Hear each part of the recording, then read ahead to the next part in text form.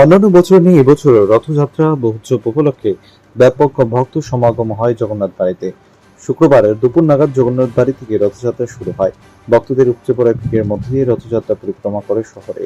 এদিকে হাজার হাজার ভক্তরা জয় জগন্নাথের গান তুলে উৎসবের মেজাজে ভগবান জগন্নাথ, বলরাম ও সুভদ্রাকে রথে করে নিয়ে যাত্রা করেন। এদিকে রথযাত্রাকে কেন্দ্র করে অতিরিক্ত ভিড় সামলাতে প্রশাসনের ব্যবস্থাপনাও ছিল আঁটুসাঁটু। ত্রিপুরা প্রসিদ্ধ মন্দির জগন্নাথ মন্দির, উদয়পুর মন্দির মাতা মন্দির, আর হলো এখানে জগন্নাথ মন্দির শহরে ছিল। এইখানে সেই বিশালভাবে আয়োজিত হয়ে গেছে। এখানে সকালের থেকে আমাদের শুরু হয়ে গেছে সাংস্কৃতিক বিভিন্ন অনুষ্ঠান, মঙ্গল আরতি, আরো দুপুরে আরতি, তারপরে সেই হরিকথা, জগন্নাথ মহিমা গুণগান কীর্তন করে ভারতবর্ষের বিভিন্ন বহু সাধু সন্ত মহাত্মা এখানে আসতেছেন আসবেন। এখানে 5 দিন ধর্মসভা হবে। আজকে রথ 3:30 রথ টান হবে। এখন 10,000 মতো প্রসাদ খাওয়ানো হচ্ছে। 10,000 ভক্ত প্রসাদ বিতরণের ব্যবস্থা হয়ে গেছে। ফলে 5,000 ভক্ত প্রসাদ পাওয়া হয়ে গেছে। আর 5,000 বাকি আছে, কিন্তু আড়াইটার মধ্যে প্রসাদ দেওয়া হবে। তারপরে 3:30 থেকে রথ শুরু হবে। জগন্নাথ রথে করে ভ্রমণ করে রাজপথে ভ্রমণ করে রাজ্যবাসীর সকলের মঙ্গল হবে। কটার সময় ট্রেনটা ঢোকে?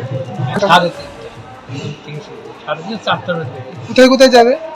এখান দিয়ে যাবেন, প্রথম যাবেন এইখানে রবীন্দ্র হলের সামনে দিয়ে এই দক্ষিণ বাড়ি রোড, তারপরে চলে যাবেন এটা কামানচমনি চলে যাবেন। ওইদিকে যাওয়ার রাস্তাগুলো খারাপ আছে, তো একটু পরিবর্তন হয়ে গেছে। চলে যাবেন এখানে কুষ্টানিসমনি, তৈরি সামনে আবার রবীন্দ্র।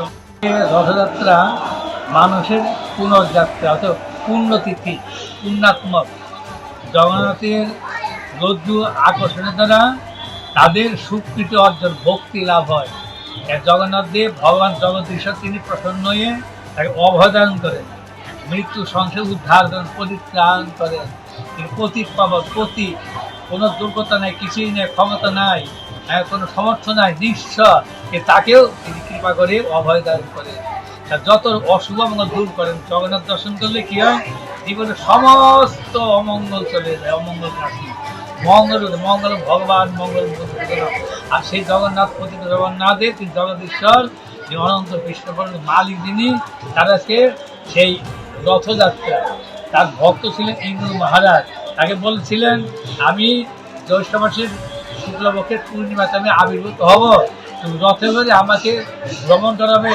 যারা আমার মন্দির করে, যারা আমার দিকে দর্শন করতে পারে না, অসুস্থ, ছোট, বৃদ্ধ, বালক, যুবক, অনেকে পারে না, অন্তর্জ যারা বর্ণ বাহ্য, ব্রাহ্মণ, ক্ষত্রিয়, শূদ্র, বৈষ্ণব, তারা তো কত রয়েছে, তারা আমার মন্দিরে আসতে পারে, আমাদের দর্শন করে না।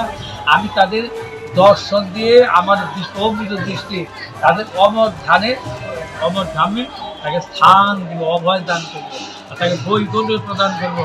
এই জন্য জগন্নাথ দেব রথে ইন্দ্রধন মহারাজের আদেশ করেছেন। ইন্দ্রধন প্রেমী ভক্ত, বিশ্ব ভক্ত, তিনি ভগবানের প্রিয়তম ভক্ত। তিনি তখন 3টি রথ নির্মাণ করেছেন। বলদেব জগন্নাথ 3টি রথ করে এবার রথ করেন নবরাত্রি 9 দিন অনুষ্ঠান। তিনি দ্বারকা থেকে বৃন্দাবন যাত্রা, পাগল রথযাত্রা। তিনি বৃন্দাবনে যাচ্ছেন, বৃন্দাবনের মধুর বৃন্দাবন, ঔদার্যলীলা দেখা দিয়েছে। সেখানে সেই বৃন্দাবনের ধামে গোপ, গোপী, যমুনা, পুলিশ, গোয়াপি, আর এই যে আনন্দ রয়েছে, আত্মানন্দ, সেই ভক্তি, সেই অনুষ্ঠান, এই দ্বারকা থেকে তিনি এই জগন্নাথদেব তিনি এইভাবে লীলা প্রকাশিত হয়ে গেছে। রোহিণীমা জগন্নাথ কৃষ্ণ বলার মহিমা বলতে বলতে, আর সেই কৃষ্ণ বলমান মহিমা নিজে শুনে তারা এই ভগবান শ্রীকৃষ্ণই জগদীশ্বর, তিনি প্রেমের বিগলিত মুক্তি হয়ে গেছেন দ্বারকাতে। যে প্রেমের বিগলিত মুক্তি হলো জগন্নাথ।